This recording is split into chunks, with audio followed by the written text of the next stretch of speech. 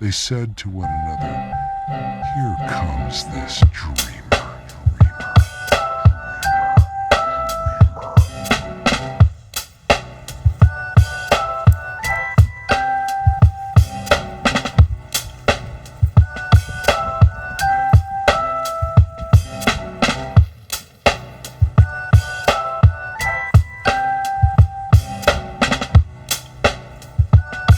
Come now, let us kill him and throw him into one of the pits, and we will see what will become of his dreams.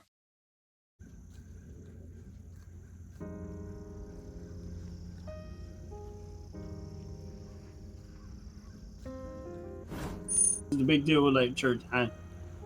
Later I didn't, and just in my personal thing, like that wasn't that big of a deal. But I get where they was at with it. Right? I mean, to me, it was like I don't get it. But, that ended up happening that night. After that, it's like, all right, but it still is not. That part was real for me, but it wasn't settled for me. So it's like, all right, I need to know who this God is. Now, you done bothered me, came for me. I have no idea why you bothering me. I'm probably the worst choice you could possibly make in an individual. But yet, for some reason, you feel the need to keep bothering me. I don't understand why. I can't get it. I don't get it. Like there is so many better choices than you could pick than bothering with somebody about me. But I do want to know who you are, because what that was in my truck, I want to know who that is. I really wasn't concerned about what the Bible says. I wasn't concerned about what people did religiously. That whatever that was in my truck, I wanted to know what that was. I needed to know that.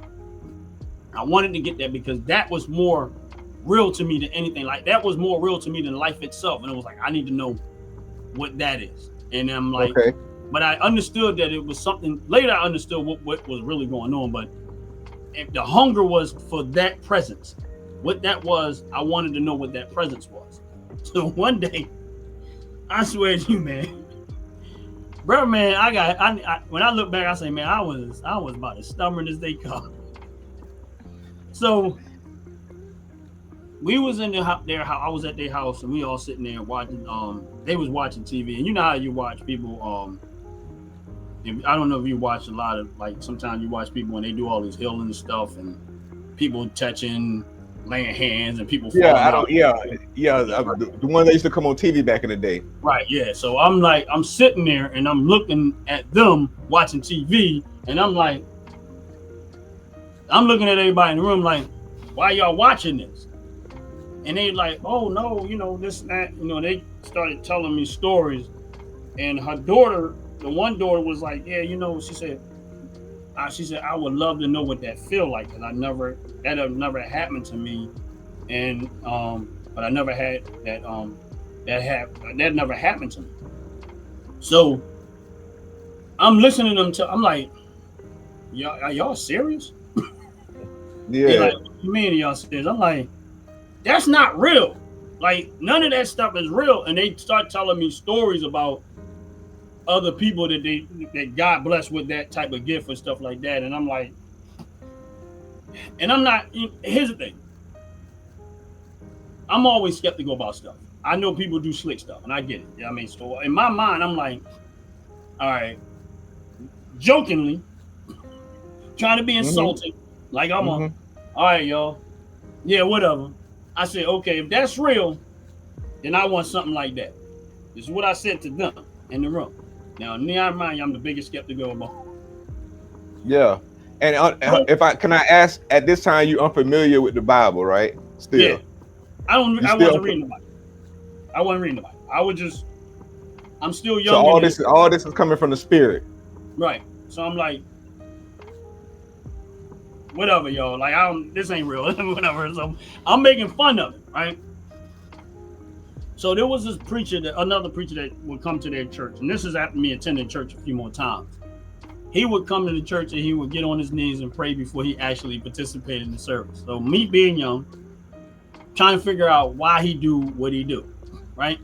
So this particular service, when I get to church, I'm like, I wonder why he get on his knees and pray like that. What is that for? Like, why does he do that?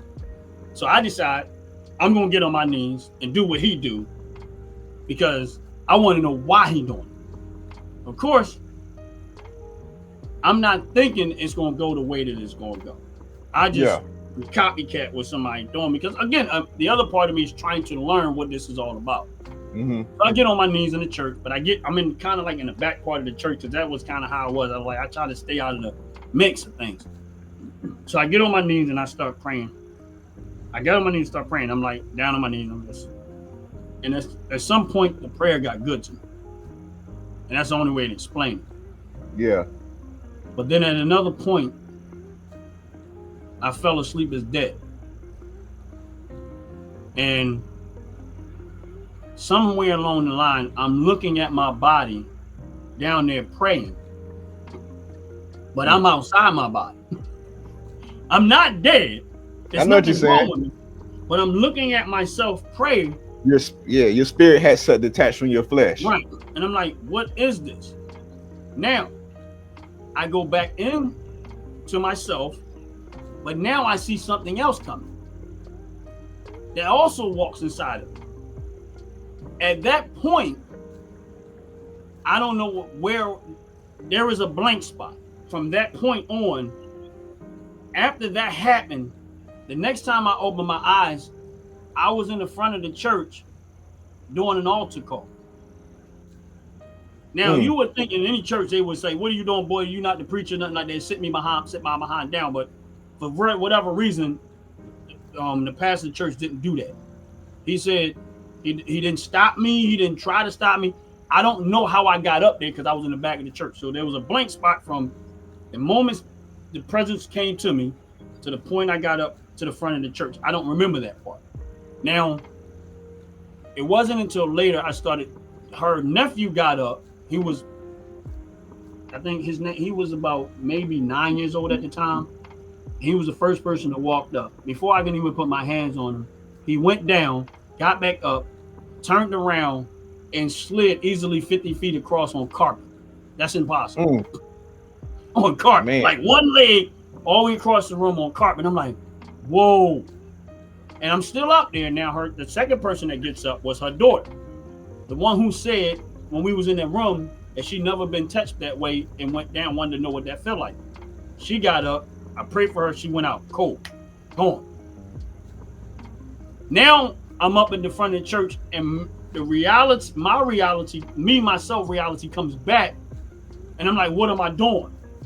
And then I go sit down. Like now I'm like, oh, I'm not supposed to be doing this. I go sit down and I'm not sitting there like, okay, I'm in trouble. I wasn't supposed to do what I did. Now I'm all confused because I'm like, why did this happen? When I started playing it back, I was like, yo, it was like God was in that room when we had that conversation because I said it wasn't real. And I said, if that's real, then I want something like that. Meanwhile, the girl said, if that never happened to me, she goes out and she waits. And I'm like, now I'm playing it back in my head like, wait. No, that's no coincidence in this. There's no coincidence, correct. Right, I'm like, again, you would think a brother would get his head together. Nah, that's not enough. That's not enough. That's not enough. So I'm like, if this God is really as real as he says, I'm going to test this stuff to know. And now I am full steam ahead now. Man, I mean, I know you don't know Philadelphia, but if you ever Google Broad Street runs through pretty much the whole Philadelphia, right? Now, I'm supposed to go to church. I ain't even making it to church now. I'm on my way to church. I'm out in the street, man. I'm preaching. I'm talking to people about Christ. I'm talking all this Bible stuff. I have never picked up the Bible yet.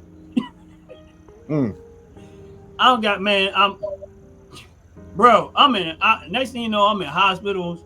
I'm praying for people. You doing the work. You out there doing the work. You doing the work. You full nose wide open. Nose wide open.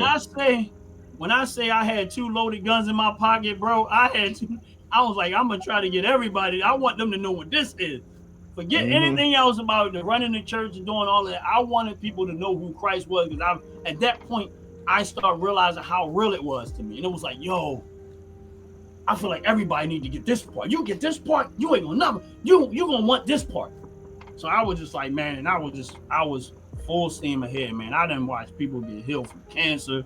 And now don't get me wrong, I'm not on television. I never was that type of dude. It just facts. I get solo act with me, man. And was like, man, when I say it was just like that's why when people ask like, man, you don't understand, bro. I had no excuse. I had no excuse. And there are so many stories out the pit that is similar to that in my life. Very similar to that. And I always feel like, man, and me personally, I said, if anybody was to ever get to experience the love that I felt from God, that is more, you know, when people get religious, and I only look at it from a religious, that's why I tell people I'm not religious. I have a relationship because it's real to me. Like, you don't understand how real this thing is to me. I said, I can't end up nowhere else but here because it came to get me. I didn't go get it. It came to get me. And I'm like, and I'm not only it came to get me, I'm still questioning his choices. And it wasn't until I really started reading the Bible and I said, oh, okay, I do kind of fit the mold because these people in the Bible ain't kind of what you would want to pick. No. And most of them, especially in the old, it came for them. Right. It came and chose them. And I, you know, and this is later as I really started. And like I said, I'm not a Bible scholar, but I do. I've read a lot, and I ain't gonna say read because I never really tell people to read. I always say study. Study is different than reading. Correct. And so I always say study the Bible. So I did. Whenever I go in with the mentality to study and learn. And when I hear people saying, I'm not criticizing. This is not a criticism. You know, when I hear people say, "Oh, I read the Bible front to back," I was like, I don't know how you did it because I can't make it that far. Every time I've gotten to the Bible, I've gotten so deep into my study that I never really got past what I was studying. So it's like I would never live long enough to be able to study the Bible on the level that I want to because I've read the same stuff 20 times and got more out of it. Yeah. All right. So it's like, you know, so I was like, I never understood. Like, well, yeah, if you're just reading it, yeah, you can get through it. I said, but I never made, I could never make it that far because I get so caught up in the hunger of the knowledge that it's rare for me to make it past whatever it is that I'm studying at the point. So I never look at it as, oh, you got to read. I just say study, man. Studying will fulfill you a lot more than reading a bunch of words. Study to show that stuff approved. Right, exactly. So it was like, man, and throughout my life, like I've had miracles after miracles. And here's the funny thing, and I'm still I still embrace the knowledge. And I remember, and it's funny thing, you said something the other day on one of the lives, and you said, this is how much I question everything. You said, I got the favor of God with me. Now, I heard that, but I'm chewing on that because I go back and I said, okay, God, this man says he has the favor of God. And I said, can you really have the favor of God? Or I said, does God really favor one person over another? And because I'm looking at it from parenting wise, like, correct. You know, if we're all the same children, would you treat one child better than the other child? Or so this is where it's filtering through my head. And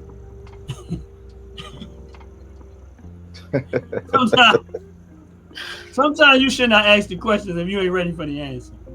So he says, and this is what came to me. Number one, you only gonna get what you believe. And if a man believes that he has my favor, he's already gained it. Regardless to you get what I'm saying? And I thought back to when somebody went and touched Jesus, and Jesus said that virtue went out of him. You get what I'm saying? So if a man, and this is, I'm not saying that I'm right, but this is what. Yeah, I know what you're saying. He's speaking what he wants to have in his life, and he's always going to have the favor of God because he stands on it.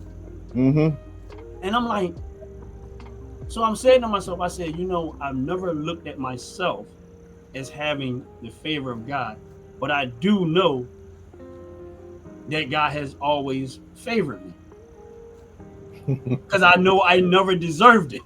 Yes. Right. And that's So I said, he just taught me something. There was just, it was something that I did not embrace as being favored of God, because I always look at it like I don't want to be the favorite child. I don't want God to do more for me than He do for somebody else.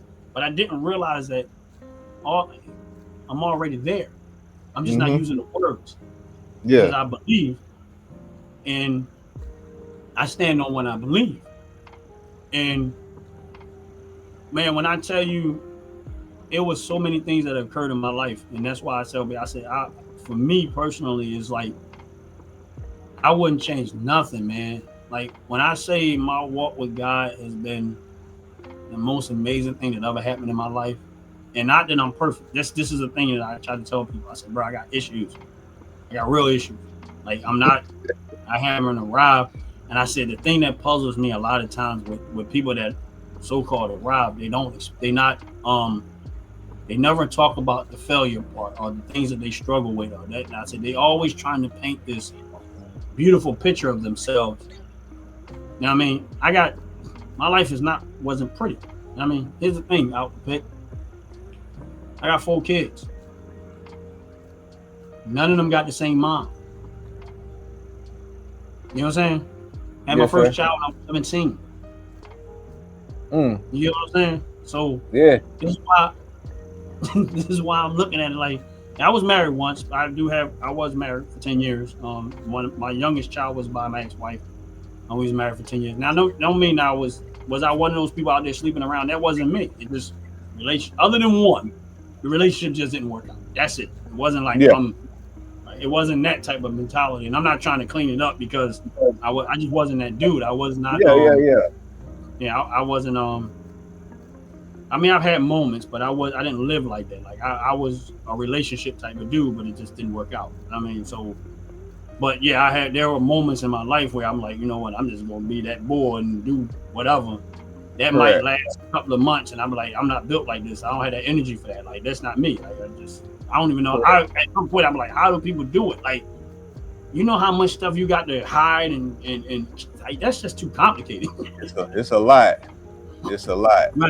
Right. So even as a young man, I just realized that it's too much. And this has nothing to do with like my relationship with God. It just as a young man, I'm like that's a lot of work. Like, and I'm not getting paid.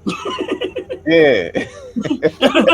It's costly. Like, how much gas money you gotta spend to go see this person, and you gotta food and all this stuff trying to I'm cheap. No, I mean, like I'd rather have one if we do it together. I don't know how y'all do that. Yeah. It's the mental toll. That's kind of how that's the godly walk. And then outside of that, man, outside of that, God blessed me to be able to start my own contractor business. I did that for a few years. I used to have a detail business where I was washing and detailing cars. I did that for at a basketball league that extended out of that. And I think if God wouldn't have came and seen me did what He did when He did it, I wouldn't have had a chance to have the effect on people's lives that I love to do. Like I love being able to help people. Like that's a big deal to me, man. And I think one of the most fulfilling things for me was my oldest son. He didn't grow up in my house, but my kids, we have a good relationship. Like we all, except maybe my youngest one a little iffy. It's iffy, but my other 3 older ones, they have relationships with each other. They talk to each other probably without me knowing. They clown me, we clown each other. Like we have a good relationship. Like we talk on a relatively regular basis. I mean, so I don't have like a beef with my kids. Even though they didn't raise in the same home, we all communicate with each other. They all communicate with each other. They know each other. They have a good relationship. But my oldest son one time, he came to me. He was like, he moved into my house that I have, and he was staying there for a while. Actually, but prior to this, let me go back a little bit. Prior to this, he was Me and him was talking. He was like, Dad, I was at the bar and I ran into somebody that you work with, that you used to work with. So the guy was talking. He's like, oh yeah, I used to work at Home Depot. He was like, yeah, my dad used to work there. He was like, he asked him who his dad was. And when he told him who his dad was, he's like, Dad, when I told him who you was, man, he said, dude, face lit up like, yo, that's your dad? Like, for real? Like, wow, that's your dad? And he was like, yeah. He was like, man, your dad saved my life. Like, you don't even know. He's like, your dad saved my life. And then when my son moved in my neighborhood where I grew up at, all these people kept on saying, like, that's your dad? Like, yo, that he did this for me. Your dad did that for me. Like, I used to work for your dad, man. He gave me a job. I mean, I used to do this with your dad. And he came back to me. He was like, Dad, he said, man, I didn't know. He said, I know where you had the basketball league because I was on the team, man. He said, but I didn't know, man, people love you, man. Like, I said, he was like, they have a lot of respect for you. And I said, he was just like, he said, I didn't know you had that much an effect on people, man. He's like, I said, doesn't it? I said, wouldn't you want to have a father that when people talk about it means something as opposed to having a father that said he was in jail, robbing and stealing and doing all this other stuff? I said, doesn't it feel good to know that your father is trying to make this world a little bit better than the way he found it? And he was like, yeah, Dad. He said, man, he was just like, I did not know that you was that dude. Like, he said, I know my father. He said, it wasn't until I was grown I heard a cuss word come out your mouth. Yeah. You never cussed around us. He said one time, he said, me and my sister, we riding. He's like, man, all of a sudden we hear Daddy cussing. I didn't even know Daddy cussed. I was like, I just didn't cuss around y'all. I said, there's some things y'all gonna learn from other people and some things y'all gonna learn from me. I'm not gonna let y'all try to learn all these bad habits. Y'all gonna learn this stuff anyway. I'm not gonna learn all this bad. What I wanted y'all to get from me is my work ethic, my dedication, the things that are meaningful. I said, you're gonna learn. I said, there's some things you should learn from me, but I said, I don't want y'all. I said, if y'all learn how to use foul language, y'all gonna learn it from somebody else. I said, that's not something I want to teach my kids. I said, yeah, y'all moms, they teach you time, but I said, so plus y'all was kids. Why would I be using all this language around y'all? And then if I get mad and when somebody else using the language around, I said, don't make sense. Yeah. I said, so I didn't use it around y'all. I said, I don't use it on a regular basis. I said, sometimes I do, sometimes I don't. I said, but I did not want that to be without y'all father. Every time you ran your father, all that's come out of my mouth. I said, I wanted y'all to learn something. I said, I took you to work with me because I wanted you to learn something. So that was like, that wasn't the whole story. Yeah. I try to crunch it down as much as I can because it's too much to get into a video. Like, I mean, I know we're gonna probably do this again another time, and I'll give you more stories, more detailed stories and stuff like that. But that was the best crunch version I could give you. But man, when I say my life has been, I enjoy it, man. Like I love what God did with me. Like, I know some people don't understand that, some people do, but I love it, man. Like, I'm glad he came when he did. I'm glad he interrupted whatever it is that I had in my life, whatever. I'm so glad and so thankful and so grateful that it went the way it went, good and bad, like all of it, like every bit of it. It's like I couldn't have write a better script. Yeah, I hear you. I know, OG. I know the feeling. Like, and I honestly know the feeling. That's why I always, like, for me, I always say he came and got me. And I know, it's verses, and he operates with people differently. That's what that's one thing I learned about the Bible. There's no cookie cutter. There was ever no cookie cutter way that he dealt with it. There was one person with the same. There was nobody in there. Everybody's experience was different. So I know it says also, if you knock, I'll shut. Saying you're gonna find. You feel me? But seeking you shall find. Seeking you shall find. Yeah. But for me, I wasn't knocking. I wasn't seeking. I was chilling. I was chilling in my sin or whatever you want to call it. And then he came in. Boy, come here. You feel me? And then I see that, but even still then, I see a bunch of that in the scriptures. Right. You know what I mean? David, most of the people he dealt with that really he held the high regard weren't really looking for him. Right. They was living their life, doing whatever their day-to-day thing was, regardless if it was some who like Abraham. He was falling behind his father, raising them, doing the right thing, but he was almost he was borderline of committing, idolatry. Right.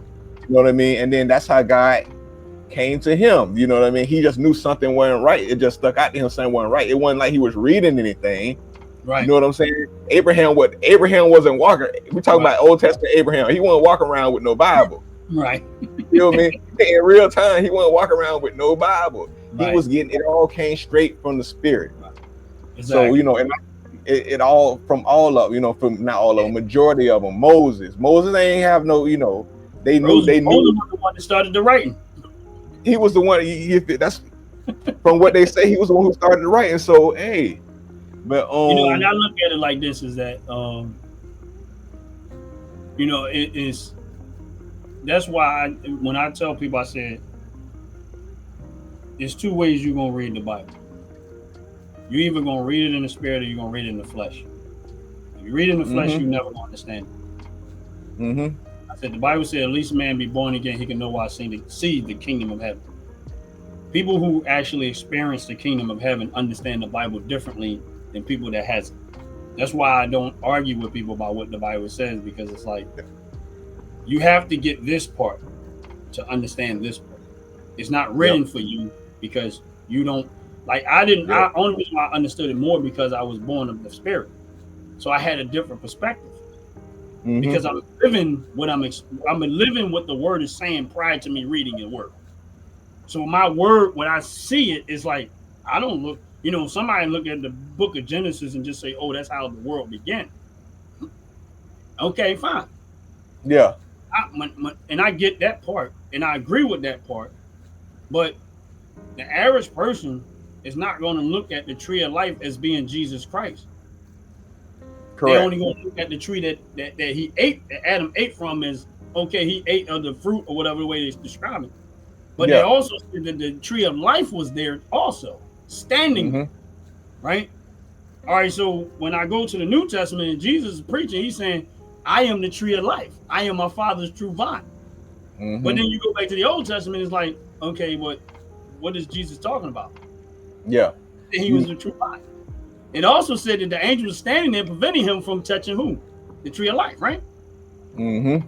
But yet, when salvation is presented to somebody, that's usually fear is what stops them. What stopped Adam from taking the tree of life did? Fear. He was afraid of the angels with the flaming sword, right? Yep. Because he no longer was connected to his life source, which was God. This is just my interpretation of it. Yeah, I get you what you're saying. I'm following you. So then when someone said, well, what are you talking about? I said, well, my thing is you're not paying attention. What was Moses talking to? A burning bush. Burning bush. Right. I said, so here we are, another tree. You know what I'm saying? Like, say what you want to say. I don't believe that you can call it coincidence all you want to.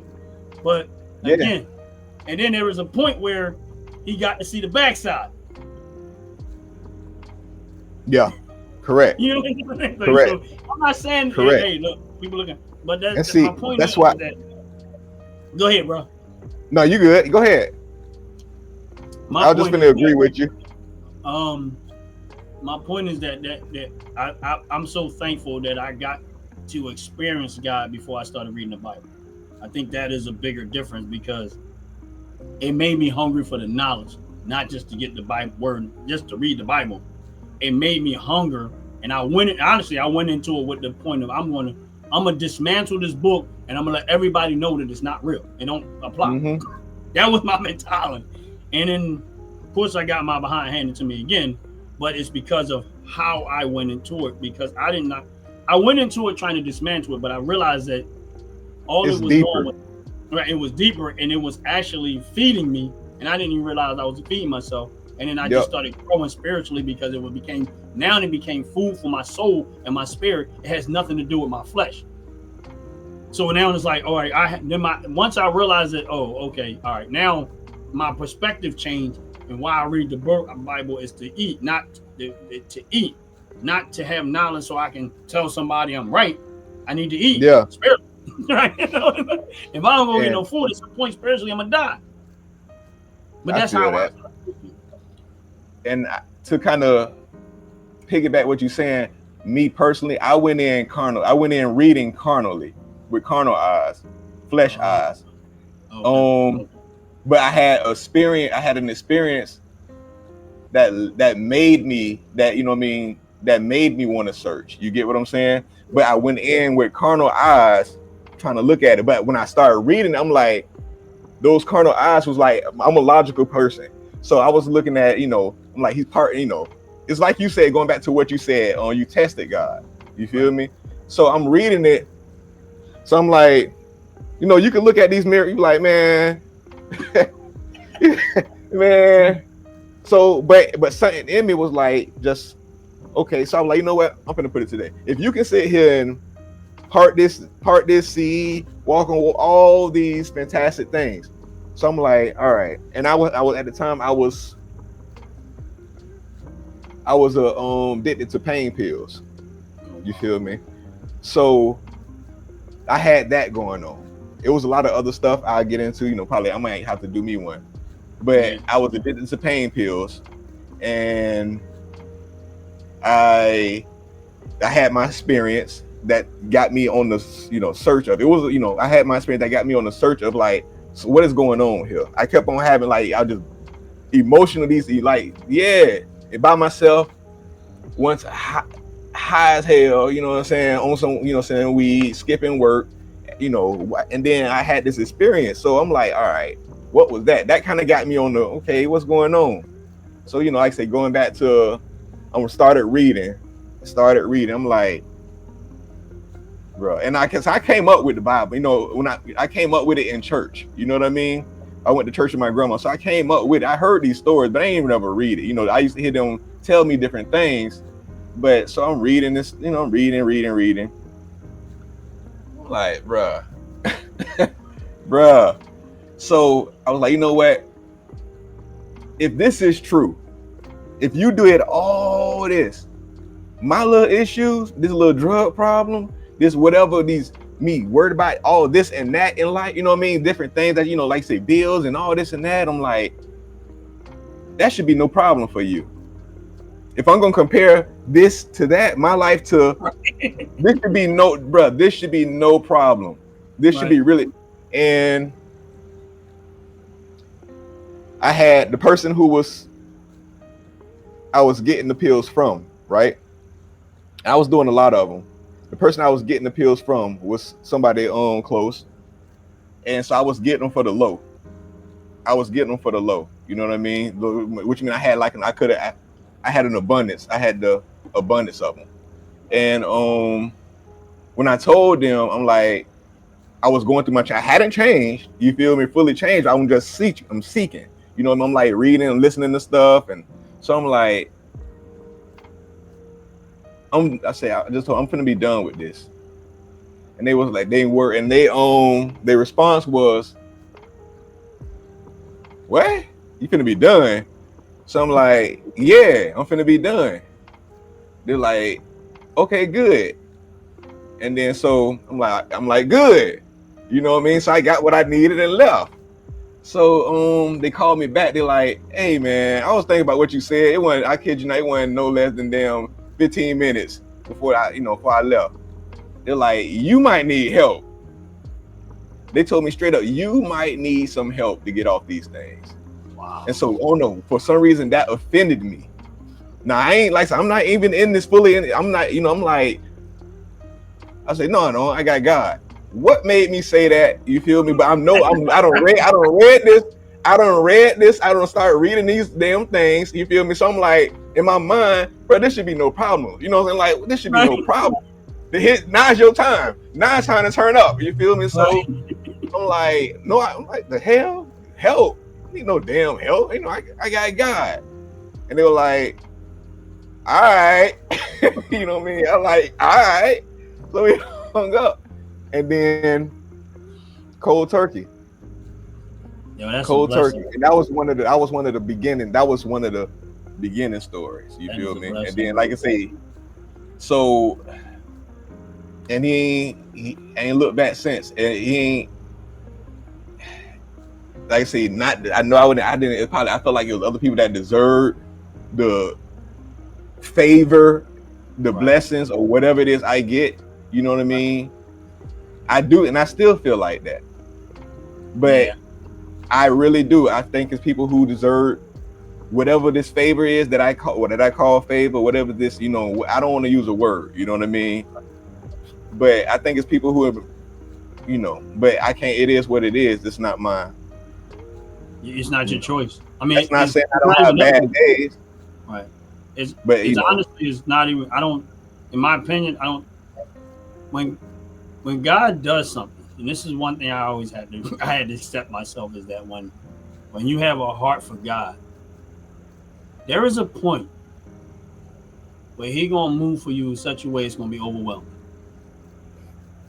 And you just gonna be sitting there and you're gonna be bawling, crying like, I didn't ask for all this, God. All I asked you to do was fix this one problem. And you took it from there. And you took the other 100 and said, you know what, I'm gonna throw that in there too, just because you didn't ask. Yep. And now I got a better job. I got a better life. I'm living better. My environment changed. My life has changed. It is so much that has been affected by all I asked you for was one thing. One thing. And you went and showed off and said, I'm gonna make you an example. You're gonna limit me. God, like, oh, you gonna limit me to one thing. Dog. And did you not forget that the birds of the field, don't they eat? They ain't worrying about how they gonna find food. They eat every single day. You gonna ask me to do one? You asked me for one thing, and I listen. We know that the Bible is. If you read some of the stories, I forget what story it was, but they asked for one thing, and God just started overwhelmed. Solomon. Right, exactly. You know what I'm saying? So, my point is, man, is that, you know, there is no limit to God's love, and like I said to you before, when you said it, it resonated with me, not because I felt like you was in a bragging state or something like that. Just that's the last. Right. That wasn't, because if you understand what comes with it, what you go through, you wouldn't.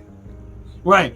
I realized that what went through my mind was, this dude done seen a whole lot of miracles, and he is left, and it's similar to me because he's left with no excuse. Like, bro. You know what I mean? It's like, you know, it's like yo, bro, let me, it's like your homie's like, yo, let me get $1. And your homie turn around and say, man, here go 1,000. I mean, just so you good. You know what I'm saying? He's like, well, all I needed was $1. like, no, I just want to make sure you good. Right. You know what I'm saying?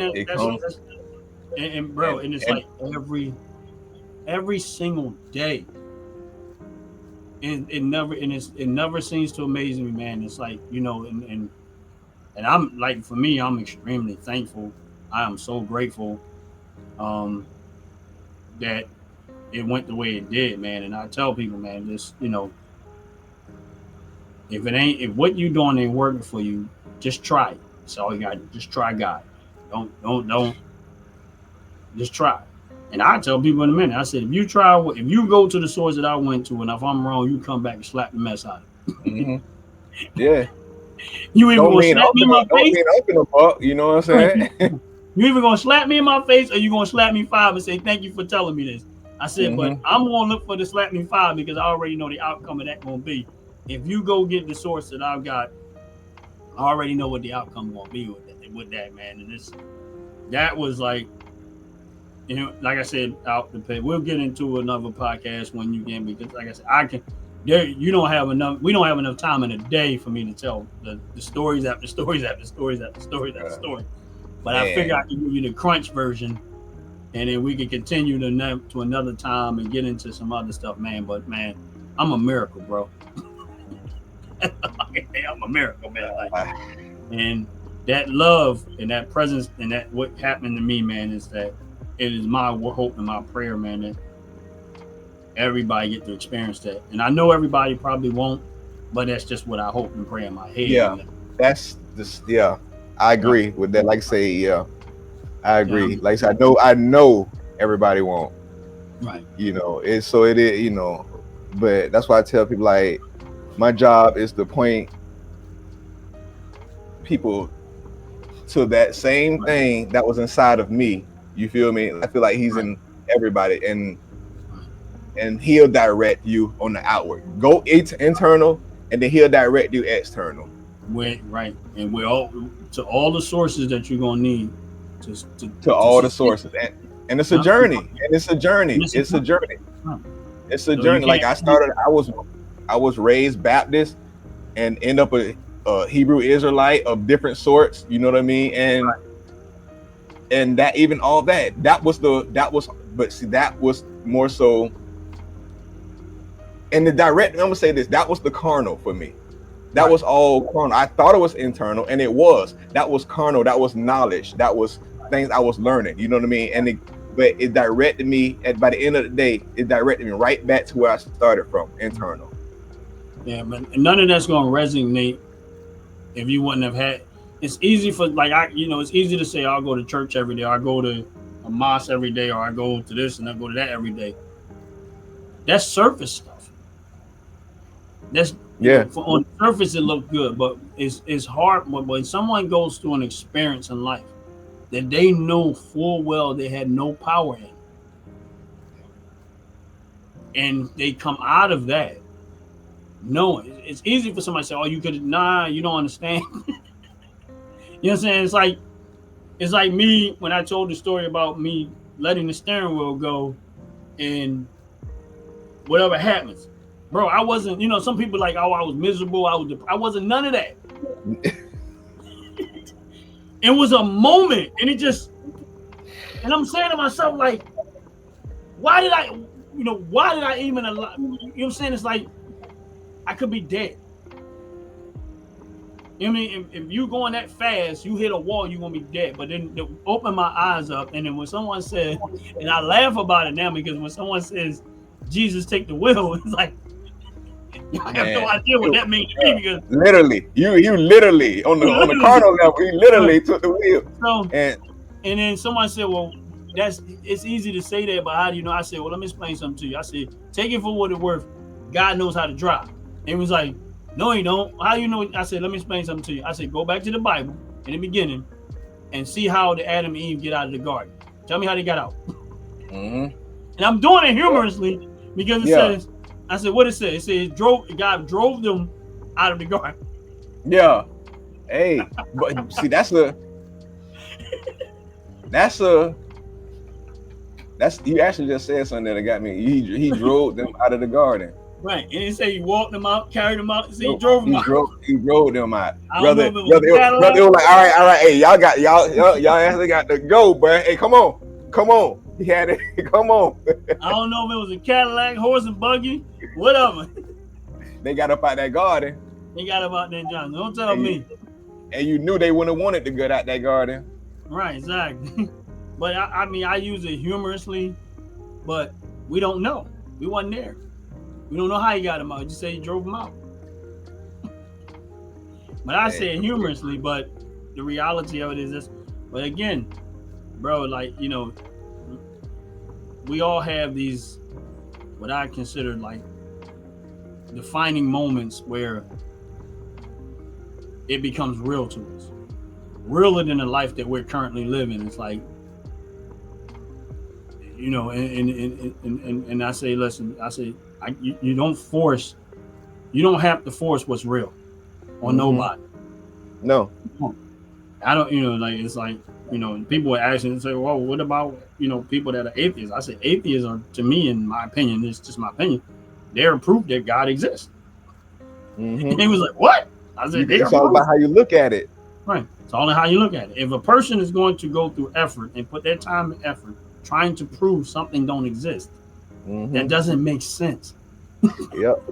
And then not only do they prove it, they hang on to constantly not proving it. I mean, to proving they don't. They don't just prove it. They're like, all right, well, okay, try to prove it. As I see, they hang on and still try to get the convincing. They still constantly. Right. They're No one's going to put that.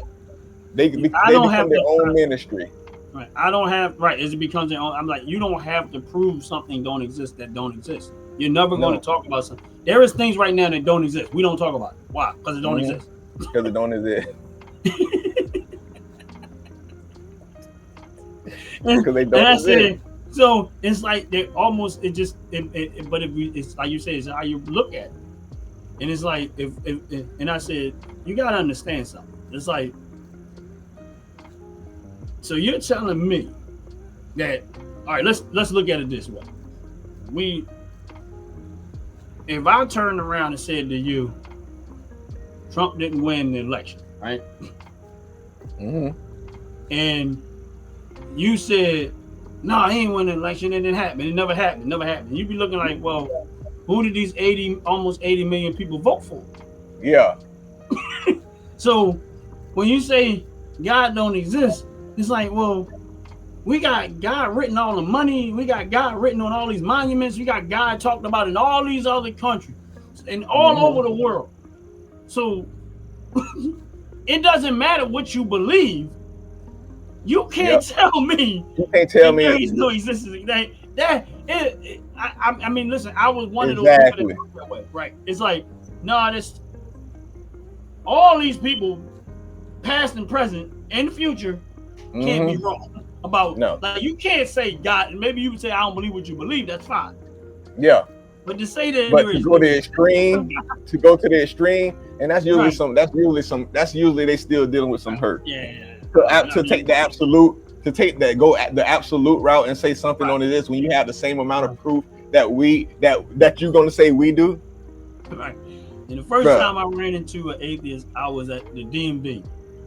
Well, no, not the DMV. I was at the DMV, but I had to get back then you had to get a money order to get your stuff ran. And I'm gonna tell this story, and then we can close it down when you're ready.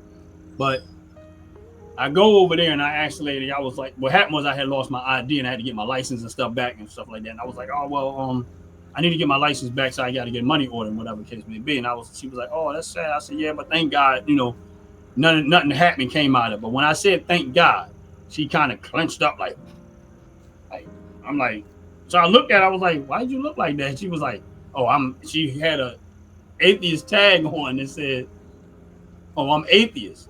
Now, at that point, I didn't know what an atheist was. So I'm like, atheist? What is that? I don't understand what that is.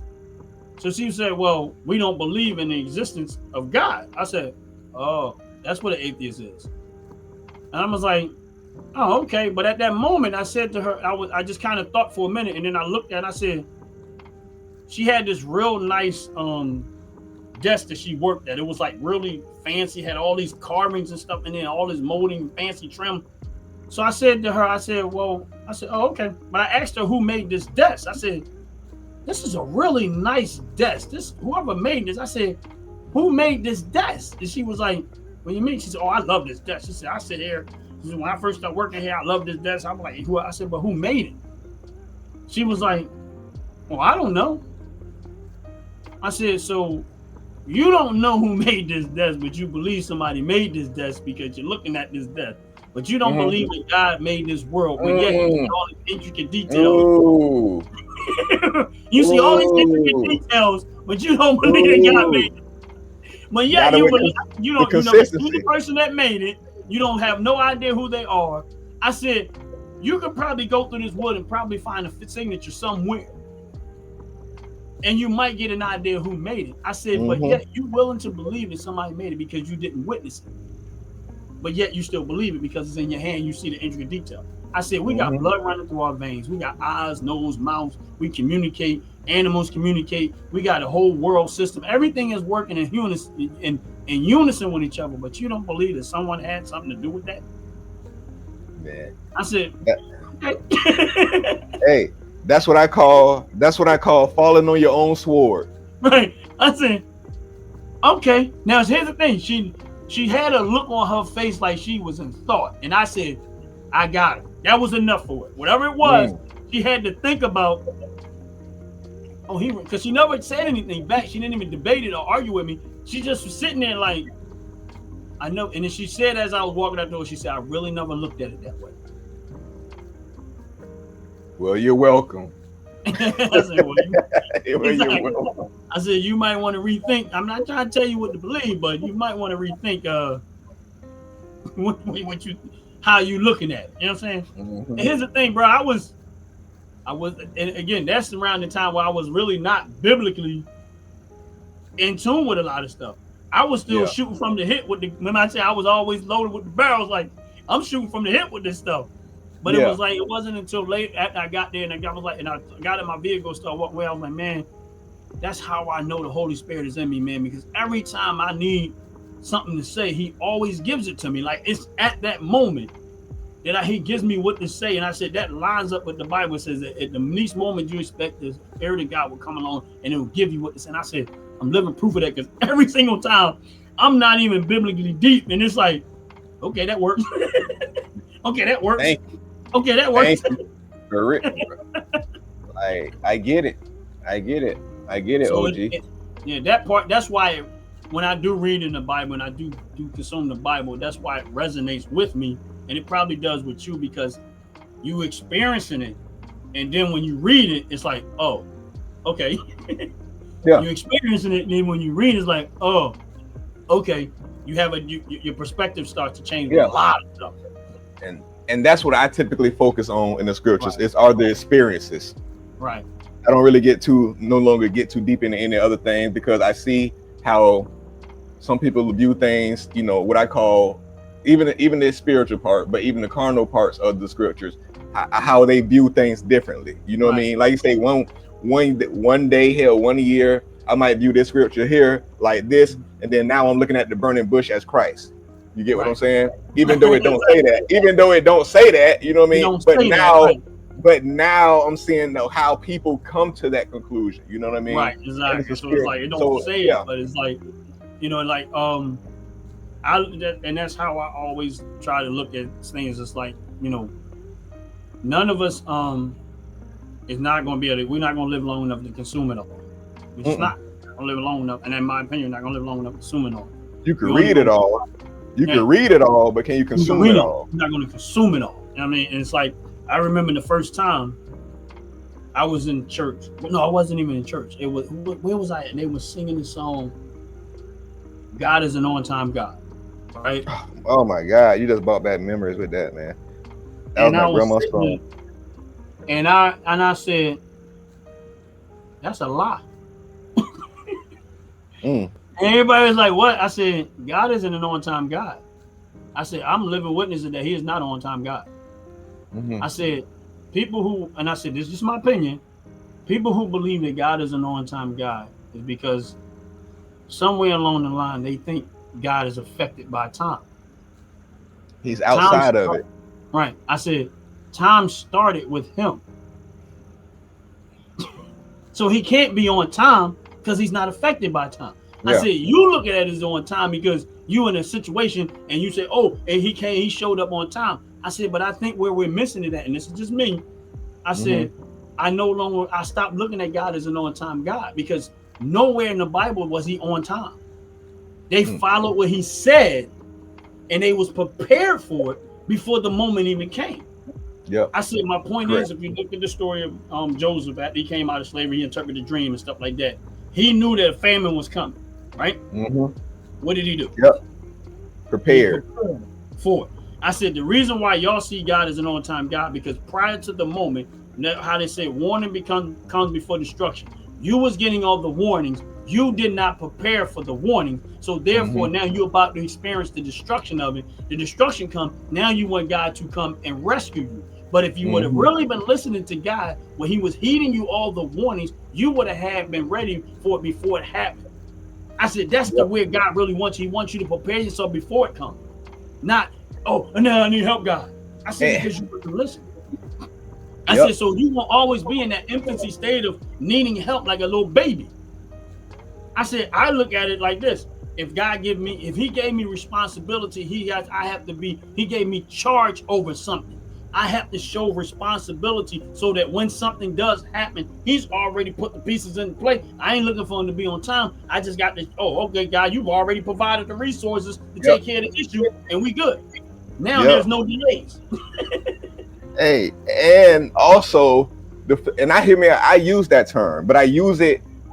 I'm the type of person, I speak the language of other people. You feel me? I have my own beliefs, I have my own mind, but I can also speak the language of different sects, religions, spirituality, or whatever, because I try to be versed in that, so I can always have a bridge of connection. But I even use that term. He's an on-time God. That was my grandma's favorite song to sing.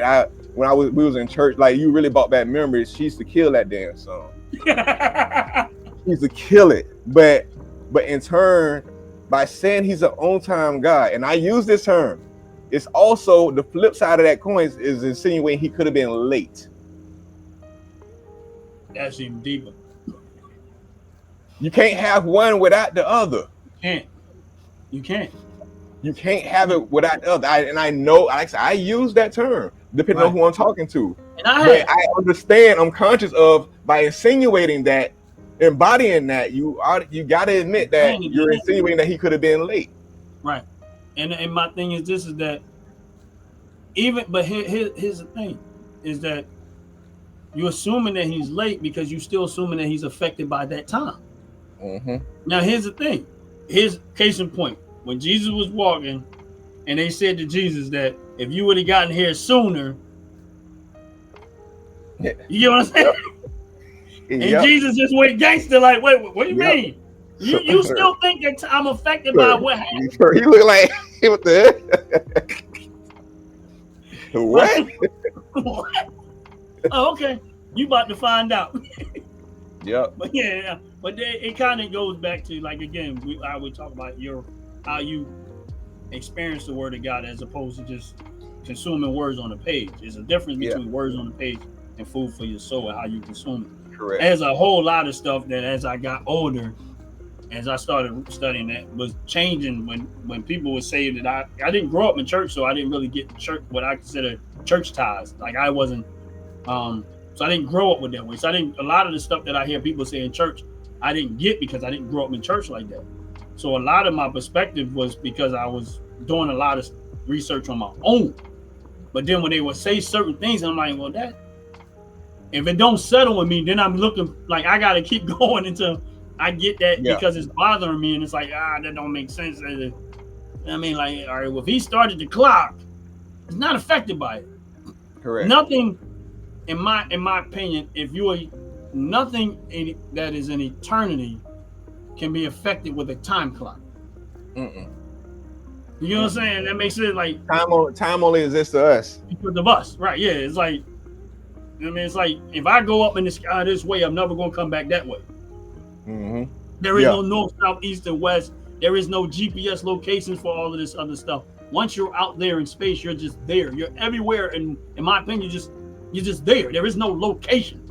So it looks like eternity to me. It don't look like space. It looks like eternity in my eyes. Like, I feel what you're saying. Right, you know what I'm saying? So it's like, I feel what you're saying. It only applies to this. What we currently live in. Yep. But yeah, man, I appreciate you letting me bruh. Man, I appreciate you, OG. Like I said, you my YouTube OG, man. Like, for real. And you do. I just want to say this before we slide. First off, thank you, OG, for that. You know what I mean? You do realize the name of this podcast, correct? The Dreamer. And this is what, like, I was just kind of laughing. Like, this is confirmation for me. You feel me? That here we go.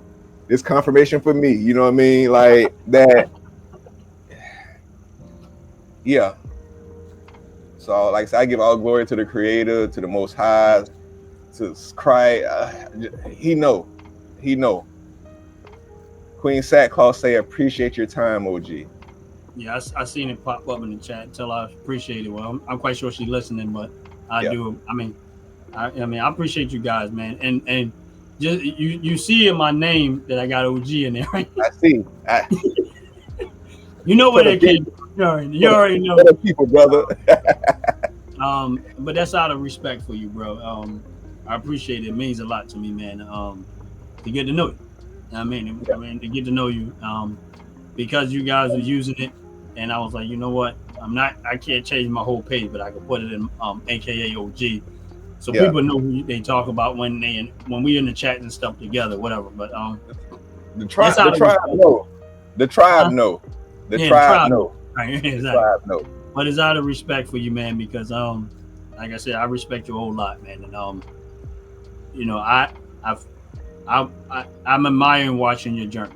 You know what I'm saying? And I don't have to see the whole picture to know the whole picture. Correct. And a lot of people, that's one thing that's a gift in me, that when in my relationship with God, I don't have to see the whole picture. He'll show me the picture, and I was like, oh wow, okay. Subtle understand things. For me to help me understand my role in that. You know what I'm saying? It's like you go to the job and they say, why are we doing this? What we doing? Why are we doing this?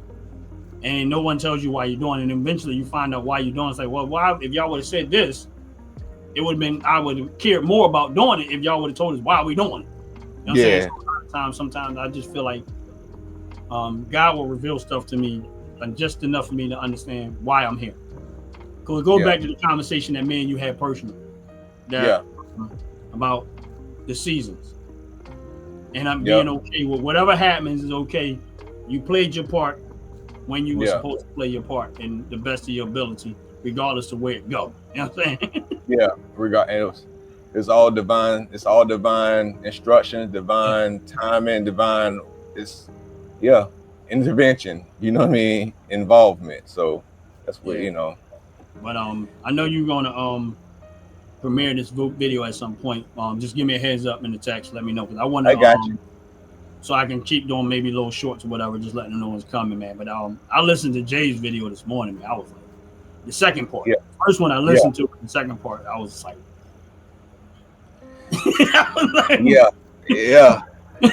All I kept saying, so I said, if we got about 3 most hard-headed Negroes.